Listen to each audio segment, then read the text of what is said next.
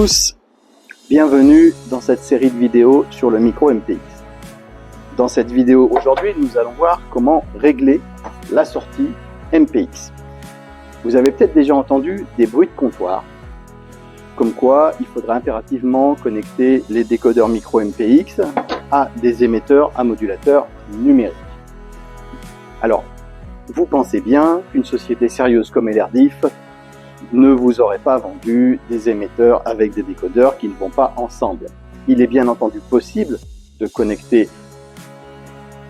C'est une tâche, non? Non. Il est bien entendu possible de connecter des émetteurs analogiques, un modulateur analogique à des décodeurs micro MPX. Il y a un petit réglage à faire. Ce petit réglage, c'est l'objet de la vidéo d'aujourd'hui. Je vais vous l'expliquer. Et pour nos clients qui ont commandé des émetteurs analogiques avec décodeurs micro MPX, bien entendu, ils vous ont déjà été livrés réglés. On va au labo. Alors, pour la mesure, c'est 3 étapes très simples qu'on va faire maintenant ensemble. Vous retrouvez, elles sont tellement simples d'ailleurs que vous pouvez tout à fait les faire sur site. Il n'y a pas besoin de vous mettre au labo pour faire ça. On retrouve la chaîne d'émission classique que vous devez avoir sur site, à savoir un décodeur micro MPX que vous avez acheté chez LRDIF, un émetteur que vous avez acheté vraisemblablement aussi chez LRDIF parce que vous aimez ce qui est performant et facile à maintenir. On a un appareil qui va nous permettre de mesurer l'excursion. Alors ça peut être n'importe lequel, hein, votre mesureur habituel, du DEVA, du Pira CZ, n'importe lequel. Moi j'ai celui-là qui est sur ma table, donc on va utiliser celui-là.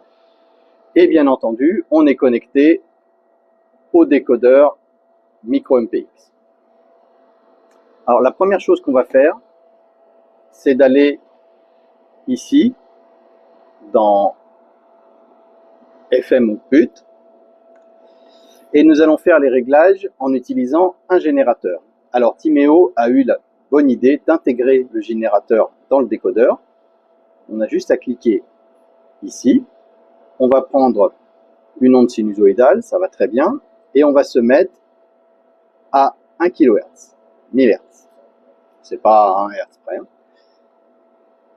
Et ça va nous permettre déjà de caler notre niveau audio avant de commencer les mesures de correction. Donc ici, on va venir vérifier qu'à 1000 Hz, on est bien à 75 kg. Donc je vais l'ajuster un petit peu, de manière à arriver à 75. Voilà. Notre niveau audio est réglé.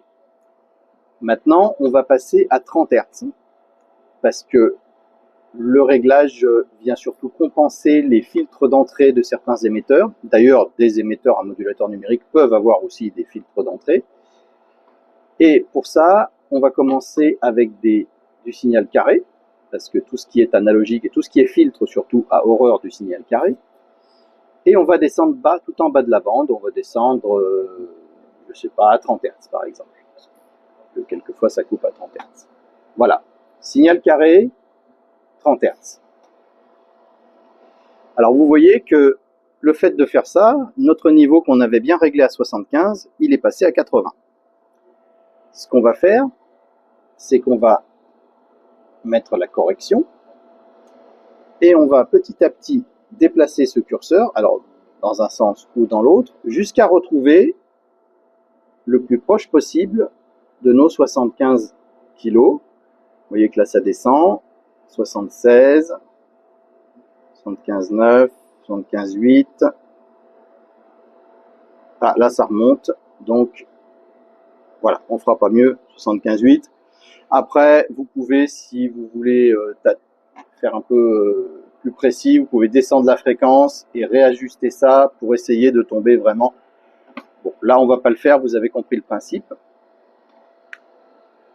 Une fois qu'on a fait ça, on va changer de fréquence, on va aller s'intéresser au haut du spectre, donc vers 50 kg, puisque le RDS tout en haut se trouve à 57.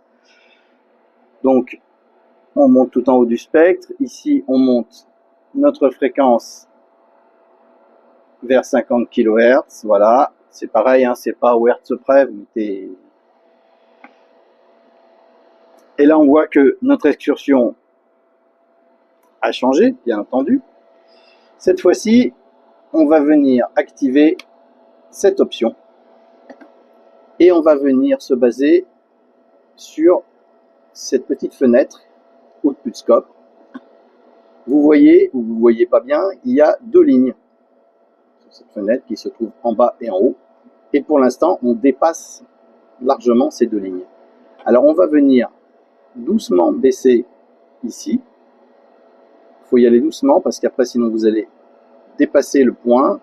Et il y a un moment où on va se retrouver bien à l'intérieur des deux lignes. Vous voyez, ici c'est le cas. Et à ce moment-là, on est bon. On peut enlever nos fréquences de test.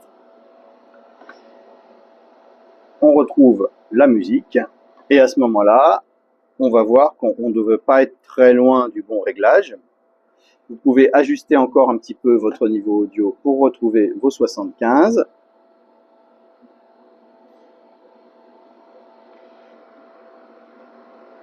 Et après, bien sûr, il vous faudra faire la mesure en maximum sur 15 minutes. Donc avec cet appareil-là, si je veux faire quelque chose d'équivalent, il faut que je me mette en peak hold. Voilà, et il faudrait que je mesure sur 15 minutes pour voir le pourcentage qui dépasse. Avec vos appareils de mesure, genre Deva ou Pira CZ, ça se fait automatiquement, il n'y a rien de compliqué. Voilà, vous pouvez laisser après votre réglage. Vous êtes bon, l'appareil est réglé. Pour l'émetteur, à refaire avec chaque émetteur, à refaire si vous modifiez beaucoup votre câblage. Par exemple, si vous passez d'un câblage avec un petit cordon 75 ohms de 50 cm et vous en mettez d'un coup 4 mètres, ça peut jouer sur ce réglage-là. Dans la prochaine vidéo, on verra encore un autre réglage sur le micro MPX. À bientôt.